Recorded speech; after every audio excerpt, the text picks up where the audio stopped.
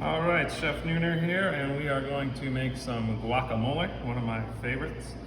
We've got a nice ripe avocado here. How do we know it's ripe? Well, one, we pick it up and it kind of yields to a little bit of pressure. Generally, it's a browner in appearance rather than green. And if you take a look at the, the stem end, that'll show us a little bit of browning. That's how we're going to know that this is nice and fresh and ripe and good to go. Avocados are really popular nowadays with avocado toast on different menus and people using them at home. Tons of health benefits, but people are getting hurt cutting them. So one thing we're going to do to kind of just make sure that doesn't happen here at the TCD kitchen is we're going to follow some simple tips. And what we're going to do is we're going to keep the avocado on the board itself. Okay, and we're going to roll the avocado again on the board, not in our hand, around through that center pit. Well, again, a lot of people will do that in their hands, and essentially what happens is they slip and put that into the knife into their hand. From there, we're going to go ahead and just give the avocado a little whack. Again, not in your hand. You can give that a little twist, and then we can slide that off. Slippery little fella. From there, we're going to go ahead and take our spoon, clean spoon, and we're going to scoop out that inner flesh. Should kind of pop out nice and easy. Some people might take a knife and cut the avocado while it's in the jacket. We don't want to do that simply for safety reasons. So what we're going to do with our avocado in the bowl is we're actually going to add a little bit of salt.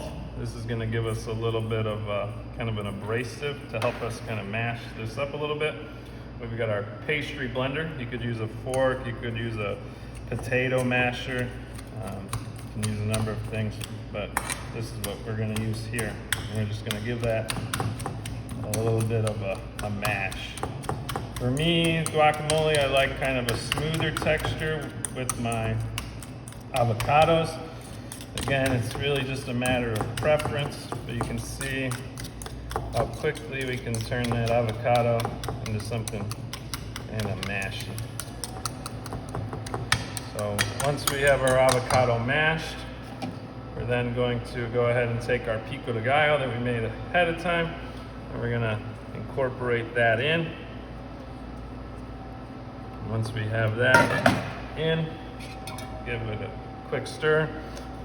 In that pico, we had tomatoes, red onion, cilantro, avocado, or not avocado, but lime juice, salt and pepper. You can see how beautiful that looks right away. And as always, even though we know our pico de gallo is delicious and we season those avocados, we want to make sure it tastes good all together.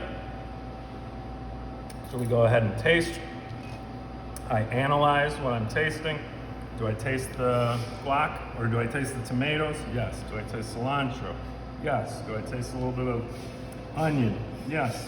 Is it popping from that lemon or lime juice? Yes. Like a little bit of heat at the end? Yes. And if so, we can go ahead and call it a finished product. From there, avocados tend to like to brown quickly. So if we wanted to keep this for more than maybe a couple hours, we'd wrap it tightly with plastic wrap. Put our seed inside to kind of help against that browning, and press the plastic directly on top to prevent oxidation. But from there, we're good to go. It should be something that's made fresh and kind of almost to order, and that's going to be your best, most quality guacamole.